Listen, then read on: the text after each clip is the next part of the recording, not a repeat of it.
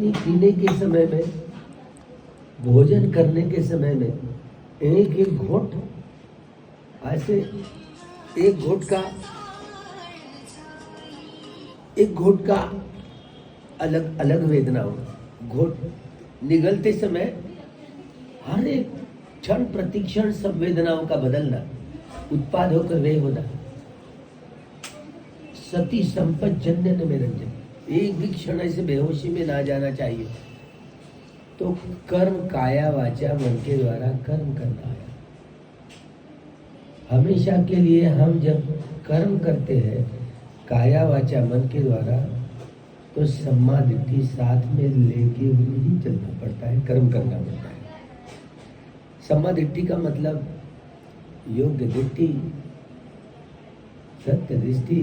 सम्मा दिट्ठी का मतलब परिपूर्ण, सम्मा दिट्ठी का मतलब विवेक दृष्टि या वैज्ञानिक दृष्टि। ये सारे शब्दों का इस्तेमाल करना उचित नहीं है। सम्मा दिट्ठी यानी सम्मा दिट्ठी ही होती है। भगवान ने एक एक शब्द की, धम्म परिसंविदा, अर्थम परिसंविदा, निरुक्ति परिसंविदा, भगवान परिसंविदा, चारों परिसंविदा ज्ञान के आधार पर यह प्रकाशित किया है। एक एक धम्म स्कंद अपने आप में इतना परिपूर्ण और परिशुद्ध, इसमें भगवान ने हमारे तुम्हारे लिए जोड़ तोड़ करने के लिए कुछ भी बाकी बचा नहीं रखा, कुछ भी बाकी बचा नहीं रखा। सद्धम्म इतना अपने आप में इतना परिपूर्ण और परिशुद्ध है। समाधिष्टि का मतलब दुखी याणन, दुख समुदय याणन, दुख निरोध याणन, दुख निरोध गामिनी पटिपदा याणन्ति इति उच्यते इति विख्याय सम्मानति। दुख समुदय, दुख निरोध गामिनी पटिपदा, ये चारों सत्य का अनुभवन करते करते काया वाचा मन के द्वारा कर्म करना, ये होना बात, ये समाधि है। मतलब ये चारों सत्य का ज्ञान, उसका अनुभवन करते करते काया वाचा मन के द्वारा कर्म करना, इसी को ही सती संपजन्य नरेचरी। सो सतो व संपजानो, एक बार सती जुड़ गई, संप्रजन्य भी मिल ही जाता है। तो ये कर्म करना, ऐसे कर्म करना होता है सम्मा दृष्टि को साथ में लिए हुए, तो कर्म करना आगे। अनित्य बोध पुष्ट नहीं होता, दुख बोध पुष्ट नहीं होता, अगर अनंत बोध पुष्ट नहीं होता तो प्रज्ञा से देखना नहीं है, बेहोशी में सब काम करना। एक ही भोजन का गोल गोल ग्रास चबाने के समय भी एक अलग अलग संवेदनाओं को महसूस करते हैं। एक संवेदना दूसरी संवेदना से मेल नहीं खाती, इतनी बदलती तेज रफ्तार से। ये भोजन का ग्रास चबाने के समय में भी, भोजन का ग्रास एक बार ऐसे चबा, दूसरी संवेदना होती है, दूसरी बार चबाए, तीसरी प्रकार की, दूसरी प्रकार की संवेदना होती है। इसी तरह क्षण प्रतिक्षण सभी छोड़ जाना चल जाएगा, लेकिन संवेदनाओं को नहीं छोड़ना। वेदना अपचया पहिया, भगवान की डॉक्ट्रिन है, जिस वेदना के आधार पर हम मनुष्य प्राणी, हम दुख चक्र को, लोक चक्र को बढ़ाने का ही काम करते हैं। तो जिस लोक चक्र को, दुख चक्र को, भव चक्र को बढ़ाने का ही हम काम करते हैं। अगर प्रज्ञा जगाई तो इस लोक चक्र को, दुख चक्र को, भव चक्र को तोड़ सकने का यह बल स्थापित होता है। वेदना पच्चया पहिया। अब प्रज्ञा जगी, कोई काम कर रहे, बटन भी लगाइए ना, बटन ऑन की, तो क्या संवेदनाएं महसूस करते हुए बटन ऑन की, एक क्षण भी क्यों ना हो चित्त का, कितनी सजगता हो, कितना होश हो। तो होश के साथ कैसे जिए, जीवन जीने की कला है। दोनों बच्चे बैठे एक साथ जन्म लिए हुए, बड़ी आपकी मम्मी भाग्यशाली है। पता नहीं कितने अरबों खरबों से दोनों एक साथ जन्म लेते हुए आ रहे। ये समान धातु कर्म होता है ना, झगड़ा हुआ होता है, जल्दी टूटता नहीं है। बहुत और भी एक ही जन्म की बात नहीं, और अलग अलग जन्म लोगे ना, फिर से दोनों भाई बहन 7-7 जन्म लोगे, और भी अलका जी को तकलीफ देंगे। यही मिलेंगे और कौन मिलेंगे? अगले जन्म में भी। अगले जन्म में ये आसक्ति होती ही है, इतनी जल्दी नष्ट होने वाली नहीं है। हमको पता नहीं होता क्योंकि हमारा कवरेज उतना नहीं है, हम कवरेज के बाहर है, इसलिए इन बातों को जान नहीं पाते। जिनके पास में टावर है, कवरेज है, वो जान पाते हैं। ये मन की गहराई में, तलस्पर्शी गहराई में जानते हैं ये कमावचर है कि रूपावचर है कि अरूपावचर है कि लोकोत्तर चित्त है, कौन सा चित्त है। हम अब सुनने का ही काम कर रहे हैं ना, तो सुनने वाला चित्त है। अपना अपना जो बुद्धियांक होता है उस स्तर पर हम ग्रास्प करने की क्षमता जितनी है ग्रास्प कर पाएंगे। अलग अलग व्यक्ति का ग्रास्पिंग पावर जो अलग अलग होता है, तो ये ग्रास्पिंग पावर भी है प्रज्ञा के आधार पर, ये भगवान ने बात जानी। यस, ग्रास्पिंग पावर भी प्रज्ञा के आधार पर विकसित कर सकते हैं। हर सत्व में बोधि के इसलिए अंग होते हैं, बोधि के अंग, लेकिन मनुष्य और देवता लोग केवल सत्धर्म को धारण करते हैं, इसलिए उनको बोलते हैं, उनको बताते हैं। जो भी व्यक्ति, जिस स्वभाव वाला व्यक्ति उनके पास में आ जाता है, तो स्वभाव विशेष को देख करके वो संबंध भावना के कर्मठान प्रदान करता है। 40 प्रकार के कर्मठान है जो अपने मन को, चंचल चपल इस मन को समाहित करने के लिए, एकाग्र करने के लिए, जो क्षणिक समाधि से उपचार से अर्पणा समाधि तक पहुंचाने हेतु उनके स्वभाव विशेष को देख करके वह समद भावनाओं के कर्मठान दिया करते थे। जैसे जैसे लोग समाधि में, सम्यक समाधि में पुष्ट हो गए, प्रज्ञा धारण करना, ऐसे समाधि प्रज्ञा ही तो धारण। धर्म हिंदू नहीं होता, बौद्ध नहीं होता, जैन नहीं होता, सिख नहीं होता, यहूदी नहीं होता, ईसाई नहीं होता, मुस्लिम नहीं होता, ब्राह्मण नहीं होता, ब्राह्मणेतर नहीं होता। धर्म शुद्ध होता है, परिशुद्ध होता है, विशुद्ध होता है। ये शुद्धि की, शुद्धशील, परिशुद्धशील और विशुद्धशील, शुद्ध समाधि, परिशुद्ध समाधि और विशुद्ध समाधि, शुद्ध प्रज्ञा, परिशुद्ध प्रज्ञा और विशुद्ध प्रज्ञा, इस विशुद्धि की प्रक्रिया से गुजरते हुए जब कई 7 पड़ाव की परिपूर्ति करता है, विशुद्धि के 7 पड़ाव गए, 10 दिन के शिविरों में, 20 दिन के, 30 दिन के, 43 दिन के, 60 दिन के, 90 दिन का अगर शिविर होता तो गुरुजी अलग तरीके से समझाते। आप किताबों में पढ़ेंगे, लेकिन जो शील विशुद्धि है, चित्त विशुद्धि है, दृष्टि विशुद्धि है, कांक्षा वितरण ज्ञान विशुद्धि है, मार्ग अमार्ग ज्ञान विशुद्धि है, प्रतिपदा ज्ञान विशुद्धि है, यथाभूत ज्ञान विशुद्धि है। तो ये 7 विशुद्धि के पड़ावों को समझाने की प्रक्रिया से एक एक सील 3 प्रकार से शुद्ध हो, तो शुद्धि की प्रक्रिया की एक एक सील ऊपरी तौर से हम अपने श्रुतमय ज्ञान के आधार पर या चिंतनमय ज्ञान के आधार पर हम सीलों का पालन करने की कोशिश में लगे हुए होते हैं। वही ऊपरी सिलसिले से ऊपरी और सील का पालन करना ठीक है, सील सदाचार का जीवन जीना ठीक है, तो सीलों का पालन करना चाहिए। तो श्रुतमय ज्ञान या चिंतनमय ज्ञान के आधार पर ऊपरी स्तर पर अपना शुद्ध सील नहीं होता है। शुद्ध सील तभी होता है जब शुद्धि की प्रक्रिया होती है। शुद्ध सील तभी होता है जब वह सहज रूप से धारण किया जाता है। हम लोग अरे नहीं, सील का पालन करना अच्छा है, तो इसलिए धारण करने की, जब अरे मैंने मच्छर मारा ना तो प्राण हत्या किए ना, जब तक कि नहीं एहसास होता है कि वह शील समझ में नहीं, भले श्रुतमय या चिंतमय ज्ञान के आधार पर हो, लेकिन जब बहुत डंक मारता ना, तब हाथ में इतना पावरफुल जाता जैसे कोई इतना टकरा जाती बात। हाँ, शील तो बोलते हैं, सुनते हैं, लेकिन जब अपने स्वभाव पर उतर जाता है कोई, ऐसी प्रतिक्रिया होती है। इतनी प्रतिक्रिया करने वाला मन का कण बड़ा स्थूल होता है, प्रतिक्रिया करते हर कोई व्यक्ति, सारे संप्रदाय के सारे लोग राग मूलक, द्वेष मूलक, मोह मूलक, राग रंजित, द्वेष दूषित, मोह मूढ़ित होकर ही काया वाचा मन के द्वारा कर्म करते, दुख चक्र को बढ़ाने का ही काम करते, इस लोक चक्र को, भव चक्र को बढ़ाने का ही काम करते।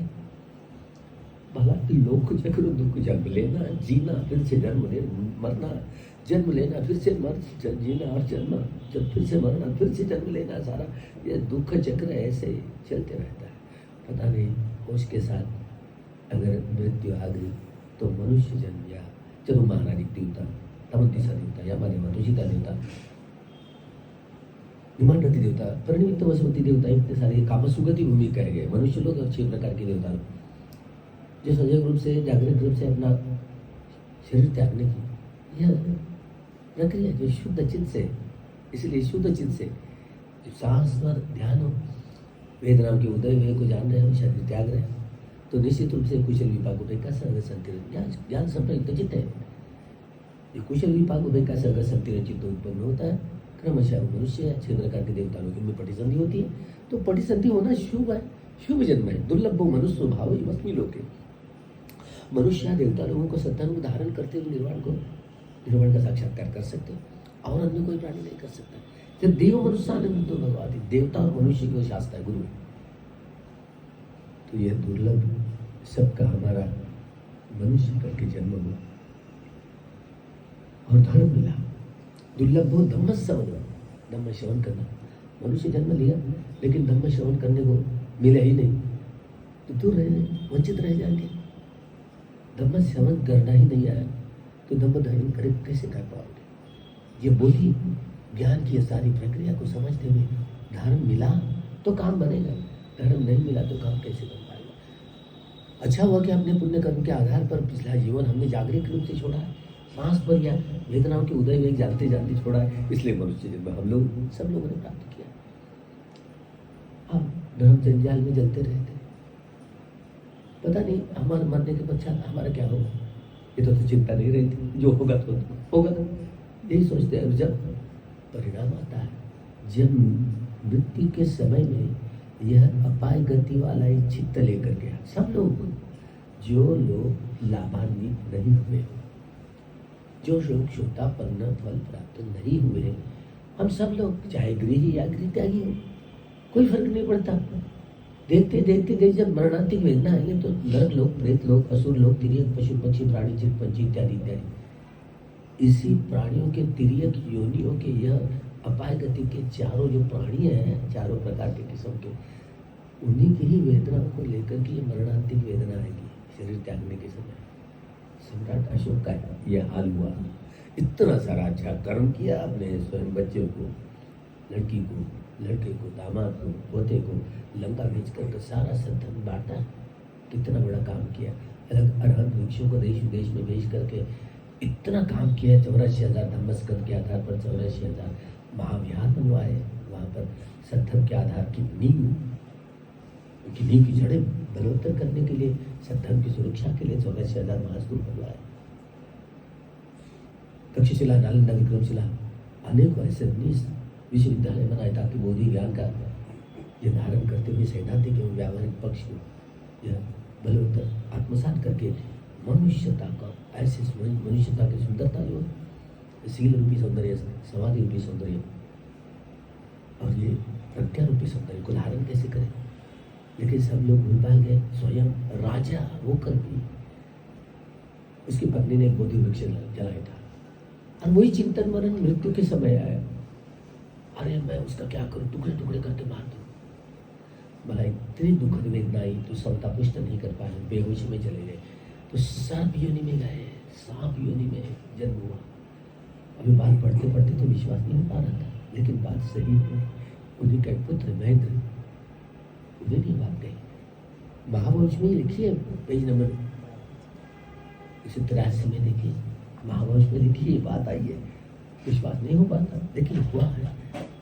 गुरु जी के साथ में वार्तालाप करते करते, हाँ गुरु जी ये तो बात हुई है ऐसे, हाँ हो गए। कितने सम्राट अशोक का नाम लेते हैं, धर्म की नींव कैसे डाली है, सोने की चिड़िया कहलवाता देश, लेकिन मृत्यु के समय में ये सारा समझ कुछ नहीं हो पाई। और उस सर के 1-2 साल ने सब साझिया। महेंद्र अपने बोधि नेत्र से देखते हैं कि मेरे पिताजी की हालत क्या हुई, देखते सब उसके लिए सत्यक्रिया की। अरे मेरे पिताजी ने मुझे संग में दिया नहीं होता तो मुझे कहाँ अर्हत प्राप्त करने को मिलता। ये 6 प्रकार की दिव्य शिक्षु दिव्य ईश्वर परिचित ज्ञानी बुद्धि निवास अनुसति का ज्ञानी दीपा और अशोक शिव 6 प्रकार के अभियान को उन्होंने प्राप्त किया। ये साहब बुद्ध बन गया, अपने बोधि नेत्र से देख के तो अरे अपाय गति में चला गया। उसके लिए सत्यक्रिया करते हैं। मुझे मेरे पिताजी ने अगर संघ को दान नहीं दिया होता तो मुझे कहाँ अर्हत प्राप्त करने को मिल जाता है। ये सत्य है, वह धम्मदायात बने, सत्य है। इस सत्य वचन से उनका मंगल हो जाए, कल्याण हो जाए। देवता लोगों में बड़ी जल्दी हुई, सात मृत्यु वाले, और वहाँ पर उन्हें अच्छे मार्गदर्शक मिले और वहाँ पर अर्हत प्राप्त किया, हुआ कल्याण हुआ। जिनके 10 पारमिताओं के घड़ों की परिपूर्ति के बावजूद भी अगर कल्याण मित्र नहीं मिलते तो सुगति होगी, ऐसे सारा ब्रह्म में लोग रहते हैं। इसलिए जीवन में कल्याण मित्र मिले। अलका जी के इस जन्म दिवस पर निश्चित रूप से काम सुगति देवता लोग या मनुष्य लोग ये तो पड़े रहेंगे आपके सब। आप ही ऐसे इन सहारों को अपने लो चुंबक से खींच करके लेके आती रहती है। अब ये आसक्ति है बच्चों को, जितेंद्र को लेकर के आती है तो ये या अनेक जीवन का ये प्रभाव चलते रहता है। गिनती नहीं कर सकते। नाम गाम चेहरे बदल बदल करके अभी जीवन में ये चेहरे हैं, मान लो अगले जीवन में कौन से चेहरे होंगे हम क्या बोल सकते हैं।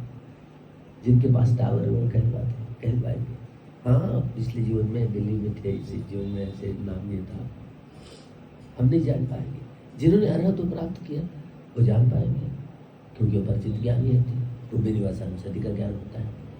तो धर्म की भीतर बाहर की ये सारे रहस्यों को खोल देते भगवान का ज्ञान है। तो इस जीवन में अभी 50 साल बीत गए। नहीं बनते ही अभी तो 43। बच्चे को 50 साल बाद बूढ़ी हो गई हमारी बात है। सुबह बोल के आया बंदे जो 50 साल नहीं, मैं तो मैंने 43 कहा था, अभी 43 हो गए, चल रहा है, कंप्लीट हो गए। 42,000 शुद्ध पीठक के 21,000 धर्मस्कंद होते हैं, विनय पीठक के 21,000 धर्मस्कंद होते हैं, और 42,000 42 का आंकड़ा हो गया। 42 का चले जाओ के यहाँ लड़ाई शुरू हुई थी ना इस देश के अंदर अंग्रेजों को भगाने के लिए, तो 42 में लड़ाई हुई थी। तो 42 साल बीत गए। अब बुढ़ापे भी घंटी बज जाती है 42 साल वाला। मैं नहीं होंगी, मैं जिम जाती हूँ। ठीक है लेकिन एक बात 40 के ऊपर चढ़ गए तो एक एक शरीर का अंग जरा दुबला पतला कमजोर होने लगता है, बुढ़ापे की घंटी लग जाती है ना। फिर भी बुढ़ापे की घंटी के बजाय अनित्य बोध की अगर घंटी लगा बजाए ना तो चिंता से दूर यह घंटी बजती है। वो चिंता वाली बात है, जैसे एक एक क्षण बढ़ता है ना, जन्म दिवस तो मृत्यु की ओर चले जा रहे हैं, लेकिन ये धर्म की घंटी, अनित्य बोध की घंटी जगाए तो सारे जीवन में प्रसन्नता से जीवन जीना आ जाता है। वर्तमान में जीने की तरीका, जीने का यह धर्म की तरंग है। जो वर्तमान में जीना प्रारंभ हुआ, अनित्य बोध पुष्ट हुआ, तो ये प्रसन्नता चेहरे पर छा जाती है, और प्रसन्नता से मुझे जीवन यापन करना होता है। इसीलिए कभी कभी ध्यान में खंड पड़ गया ना तो स्थूल चित्त हो जाता है। ऐसे में ध्यान में खंड ना पड़ने दे, ठंड पड़ गया तो कुछ दिन के बाद बच्चों को गर्मी के दिनों में छुट्टी लग गई तो 10 दिन के लिए शिविर में जाना है ना, बच्चों को है ना, माताजी पिताजी ससुराल है, मौसी की है, वो दूसरी मम्मी है ना वहाँ पे, हाँ। मेरी पीछे बैठी है, उसके यहाँ छोड़ देते उसके यहाँ छोड़ देते है ना, और दोनों साथ में मिलकर के नजदीक के जो कोई नजदीक का केंद्र ऐसे जाना है। तो जैसे अभ्यास में कंटिन्यूटी रही, थोड़ा प्रसन्न चित्त से जीवन यापन करना हर व्यक्ति के लिए बड़ा कितना लाभदायी होता है। हर व्यक्ति चाहता है कि मेरे जीवन में सुख शांति समाधान से जीव, कोई नहीं चाहता है। अगर ये चाहने की कला को ये आत्मसात नहीं कर पाए तो भला बेचैनी तो तनाव बढ़ती रहेगी, वो घंटा बजते हो। तो हम इस जीवन में जो मनुष्य जीवन मिला खोए नहीं, बिल्कुल ना खोए। इस जन्म दिवस के अवसर पर 42 साल पूरे हो गए अलगा जी के। तो इस जैसे जैसे बुढ़ापा आएगा बच्चे हमारी सुरक्षा करेंगे, लालन पालन करेंगे। हमने जो पढ़ा है अभी पढ़ा लिखा अभी क्या होंगे जो भी होंगे, लेकिन चिंता तो रहती ही मन में। हम मगर ज़्यादा चिंता नहीं रखते हम लोग। तो भिक्षु जीवन कहाँ एक क्षण का भरोसा नहीं, कहाँ पर शरीर त्याग करेंगे वो भी पता नहीं। भला संकल्प करके जहाँ शरीर त्यागना आ गया त्याग सकते हैं, ऐसी कोई बात नहीं है, जहाँ चाहे वो। लेकिन अपना अगर पुण्य जीवन जीने का पुण्य जब खत्म होता है तो दुनिया की कोई ताकत हमको बचाने के लिए नहीं बचा पाती, कि वो हर व्यक्ति की एक कर्म विभाग से जुड़ी हुई होती है। हमारी मृत्यु कर्म विभाग से, चाहे मोगलाई को अपने माता पिता की उन्होंने हत्या की, उसका खीमा मोटी खीमा करके चदर को बांध दिया। तो अरहत को प्राप्त करने वाला व्यक्ति भी क्यों न हो, अगर वो अकुशल कर्म का विपाक, वो तो सजा हर एक को भुगतनी ही पड़ती, चाहे कोई हो। तो भला हम लोग बड़े चैनी जीवन चैन का जीना जाना चाहिए। तो वर्तमान में जियो, वर्तमान में जीते फिर वे देवता लोग या मनुष्य लोग जो हमारी पारमिताओं के घड़ों की परिपूर्ति करते इस दुख चक्रों को समझे और यह धर्म की नींव के आधार पर जिए, ताकि खुशहाल हो, खूब मंगल हो। हम ध्यान करते इस मंगल कामना 100 साल जिए, 100 साल हमारी अलका जी जिए और 100 साल जिए, ताकि अपने धर्म के प्रभाव से और अन्य लोगों को प्रोत्साहित करें, प्रेरणा बने और एक ऐसा परिवार, आदर्श परिवार का उदाहरण दुनिया के सामने रखें। बहुत खूब मंगल हो। हम सुप्त पठन करेंगे। आप ध्यान करते इस सुप्त पठन को सुनेंगे। अनित्य हो जगा करके, दुख हो जगा करके, अनंत हो जगा करके शांत चित्त से एकाग्र जी।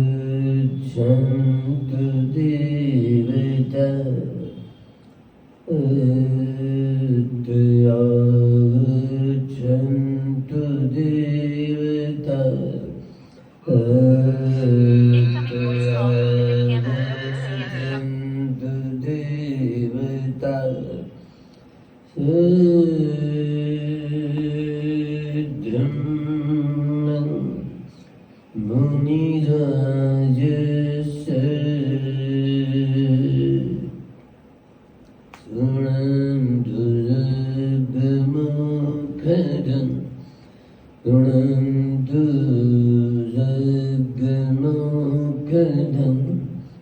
सुनंदु जगमुखद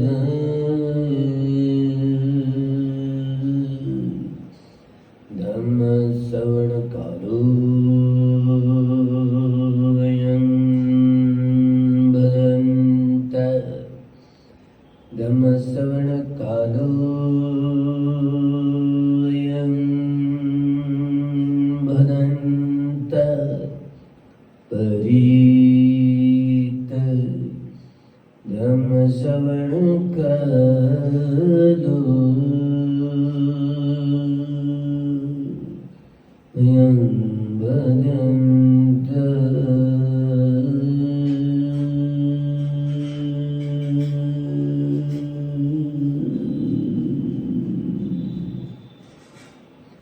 न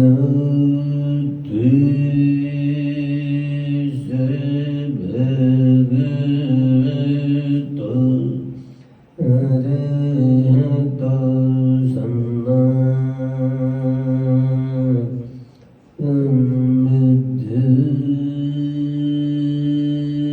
सम्बुद्धिस्स नमो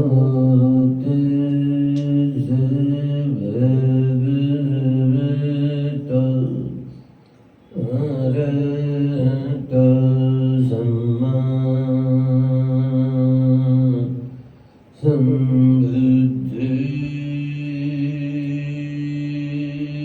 सम्बुद्धिस्स नमो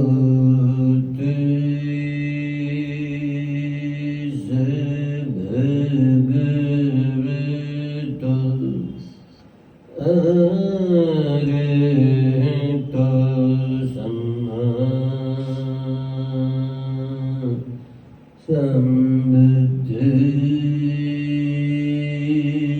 सम्बुद्धिस्स ये संत संत चित्त शरण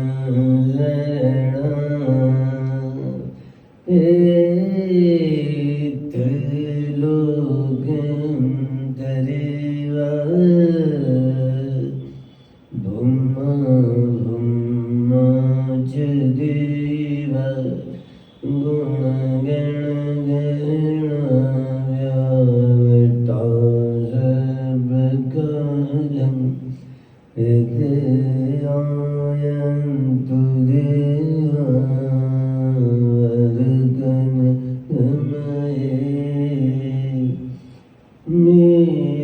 मेरुराजे वसन्तु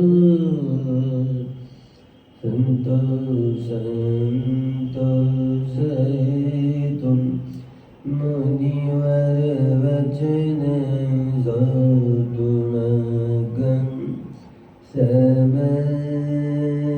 साधुमगं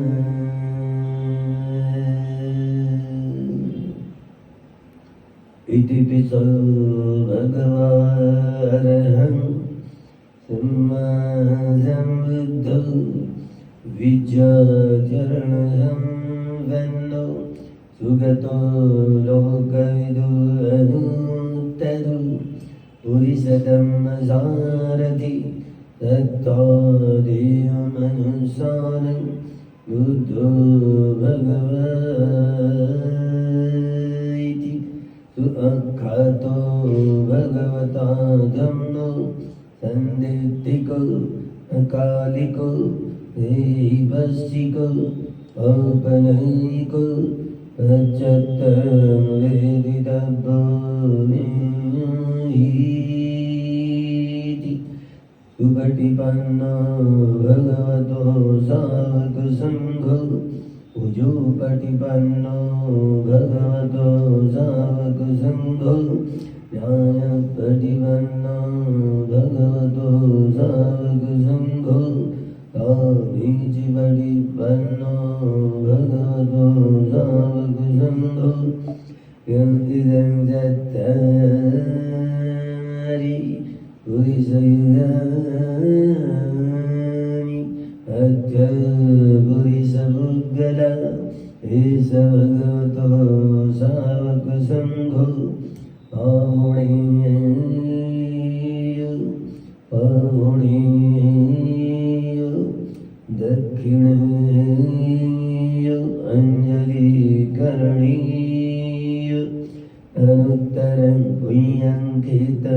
लोकसायति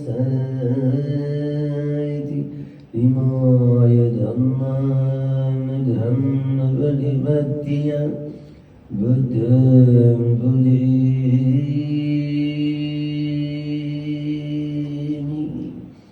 धम्मं भुजेमि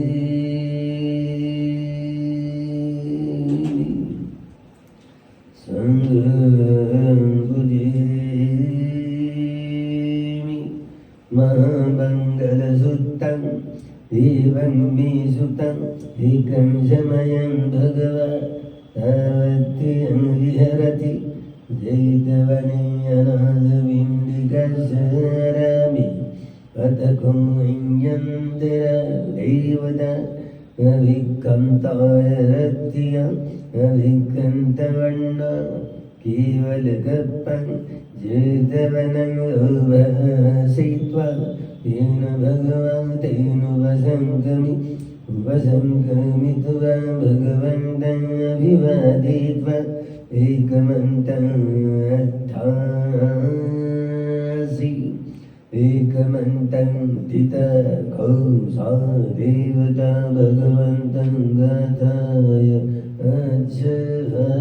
अच्छासि बहुदेवा मनुष्या च मङ्गलानि अचिन्तयन् आकाङ्क्षमानासुत्थानं ब्रूहि मङ्गलम् उत्तमम् सेवना च बालानां पण्डितानां च सेवना पूजा च पूजनीयानाम् एतं मङ्गलम् उत्तमम् पतिरूपदेशवासो च उभे जगत्तमीयत हतसम्मापणिधि च एतं मङ्गलम् उत्तमम् भावसञ्जं च शिवं च विनयो च सुशिक्षितौ सुभाषिता जयवाच एतं मङ्गलम् उत्तमम् माता पितुर्वट्टाणम् उत्तरस्य सङ्गौ अनाकुलजुगं मन्तं एतं मङ्गलम् उत्तमम् दानं च धर्मचर्या च ज्ञातकानां च सङ्गौ अनवज्ञानिकं मानि एतं मङ्गलम् उत्तमम् रतिरतिभावा अज्यबाणाज संयम अपमादो च धम्मेषु एतं मङ्गलम् उत्तमम् गारवो च निवातो च सन्तुष्टि च गतंयुत कालेन धम्मश्रवणम् एतं मङ्गलम् उत्तमम् अन्ति च सोवच सत रमणानं च दर्शनम् कालेन धम्मस गच्छ एतं मङ्गलम् उत्तमं तपोज ब्रह्मचर्यं च हर्यसच्चानदर्शनं निब्बाणसच्चिक्रिया च एतं मङ्गलम् उत्तमं सुठस्य लोकधम्मे चित्तं यस्सनगम्बति अशोकं विरजं खेमम् एतं मङ्गलम् उत्तमम् गीतादिशानि गत्वानं तद्वथम् अपराजिता तद्वत्सखि गच्छन्ति तं तेषां मङ्गलम् उत्तमं दीयतेन सत्यवज्रेण उत्थिते होतु सर्वदा तेन सत्यवज्रेण सर्वभवा दुःखा भया रोगा शोकोऽन्तरानुबद्धवा विनशन्तु एतेन सत्यवज्रेण भवतु ते जयमङ्गलम्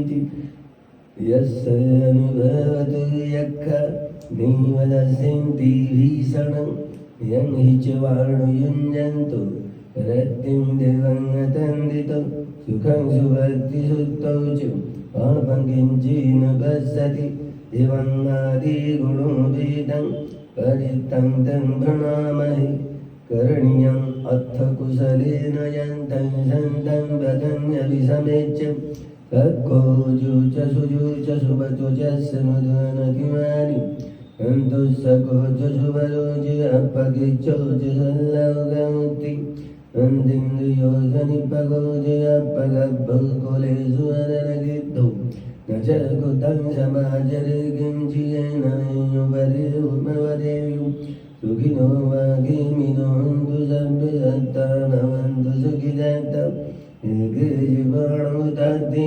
दशावधावरामानवशेषा दीर्घावये महिन्तामज्जिमादस्य गाणुकचूलां दिट्ठवाये वदित्ताये चतुरे वसन्ति अविदूरे भूतावसम्भवे शिवा सर्वे सत्ता भवन्तु सुखिदत्ता न करो वरन्निको वेदनाधिमय्येतु कत्तच्चिनकञ्चि व्यारोसना पटिकसंयनयायस्य दुःखमिच्छति माता यथार्यं बुद्धयायुषा एकबुद्धयानुरक्ति एवं सर्वभूतेषु मानसं भावय परिमाणं वेदं च सर्वलोकस्मि मानसं भावय परिमाणम् उद्धव्यदोजतिरियं च असम्बाधं अभिरङ्गसबद्धं तीर्थं चरन्निसिन्धो वासयानो यावतस्य विगतं युद्धौ एतं सतिं यदीर्थेय ब्रह्ममीतं विहोरमिधुनाहु दीर्घेयानुपदं वशीलमादर्शनेन सम्पन्नं कामेषु विनयगीतं न हि जातु गब्बसेयं पुनरीति एतेन सज्जवज्येन उद्धिते होन्तु सर्वदा एतेन सज्जवज्येन सर्वभव दुःख भय रोग शोकोऽन्तरायुबद्धवा विनश्यन्तु एतेन सज्जवज्येन भवतु ते जयमङ्गलम् इति महाकारुणिको नाथो विधाय सर्वपाणिं उदित्वा परमे सर्व भक्तो सम्बोधिं उत्तमम् एतेन सज्जवज्येन होतु ते जयमङ्गलं जयन्तो बोधियामूले सख्यादिनन्दिवर्धन्नो विवन्तु यञ्जयो सुजयसु जयमङ्गलम् जगत्वा बुद्धरतनं सदम् उत्तमं वरम् इदं देवमनुसानम् तं देवमनुसानं बुद्धतेजेन शक्तिना न सन्तु बद्धवा सभ्यदुःखा उपशम्यन्तु ते जगद्वादं नरतनगोसदमुत्तमं वर परिलाभुपशमनं धम्मतेजेन शक्तिना न सन्तु बद्धवा सभ्यभया उपशम्यन्तु ते जगद्वासं नरतनगोसदमुत्तमं वरम् बाहुणीयु सङ्गतेजेन शक्तिना न सन्तौ बद्धवा सर्वे रोगा उपशमयन्तु ते यं किञ्चिरतनं लोके विद्यते विविधभूतु रतनं बुद्धधर्मसङ्गसमन्नत्ति तस्मात् भवन्तु ते नत्ति मे शरणं अय्यं बुद्धो धम्मो सङ्घो मे शरणं वरम् एतेन सज्जवज्येन होतु ते जयमङ्गलम् सभीतियो विवज्जन्तु सर्वरोगो विनश्यतु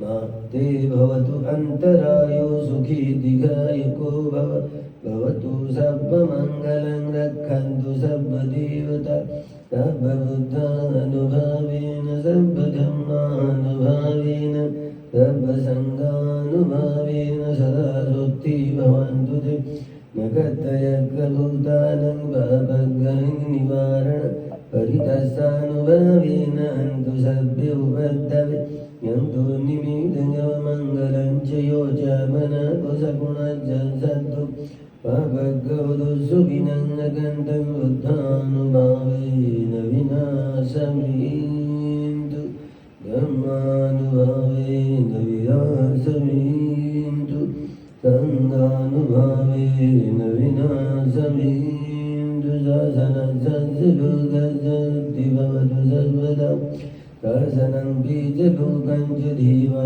रक्षन्तु सर्वदा अद्योतु सुखी सभ्यपरिवारे हि यत्तनु नयासुमनाहन्तु सभ्ये यातिभिः राजतो वा चोरतो वा मनुष्यतो वा अग्नितो वा उदुगतो वा पिशाचतो वा काणुकतो वा कंटकतो अनकर्ततो जनपदरोगतो वा असत्यं मतो वा सन्दिष्टितो वा सगुरुसतो वा सुन्दरत्यासमीग गोड कुकुरवै विच्चिका मणिसपदीप्यच्छतरच सुकरमहिषयकारकंसादि नानाभयतो वा नानारोगतो वा नानाउपद्रवतो वा सभ्यारकं गण्डन्तु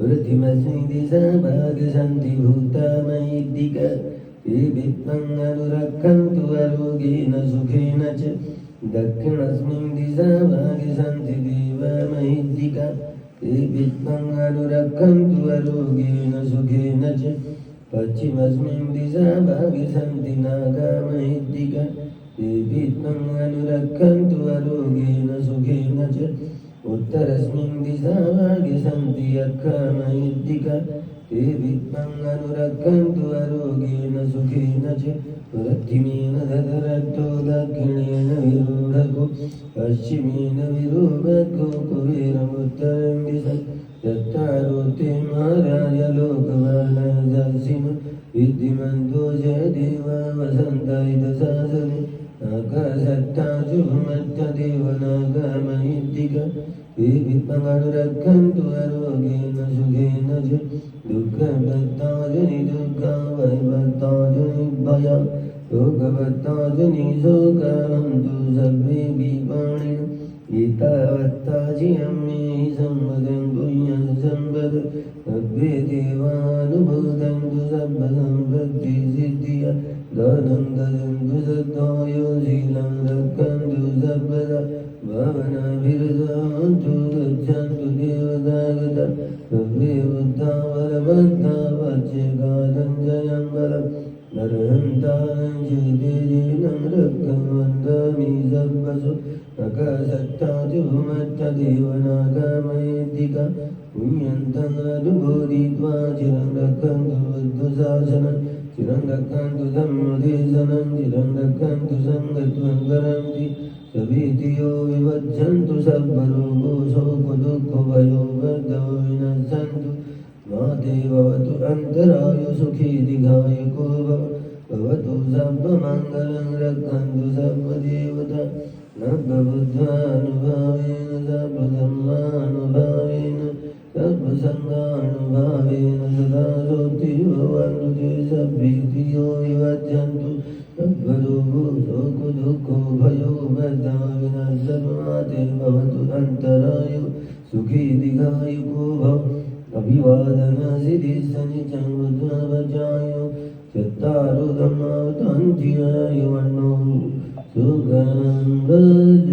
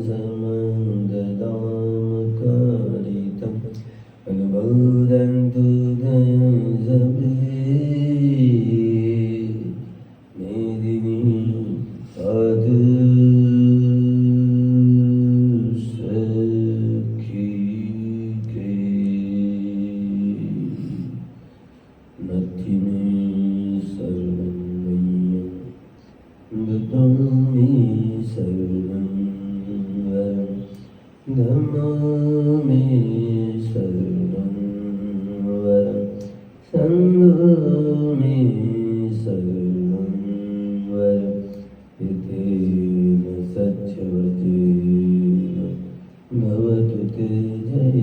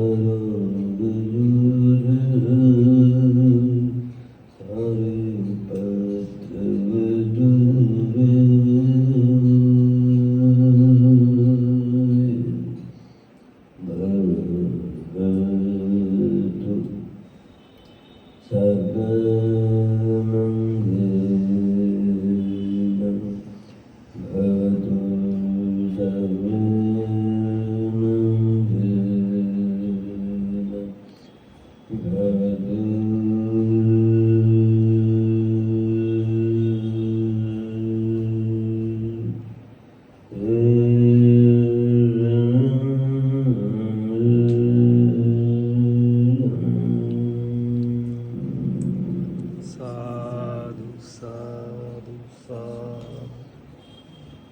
सुखी दुखानुगा विपांच सबका मंगल हो, सबका कल्याण, सबकी स्वस्ति होती हो।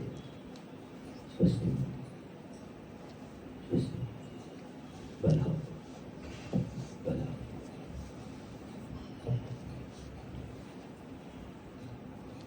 लच्छू तेरा मंगल होय, लच्छू तेरा मंगल होय, गुरु मंगल होय रे। लावण्या तेरा मंगल होय, गुरु मंगल होय रे। गाजी आपका मंगल होय, गुरु मंगल होय रे। सारे परिवारों का मंगल होय, मंगल मंगल होय रे। मित्र मंडली सब जनों का मंगल मंगल होय रे। दूर मंगल होय रे। भवतु सब मंगलम, भवतु सब मंगलम, भवतु सर्वमंगलम।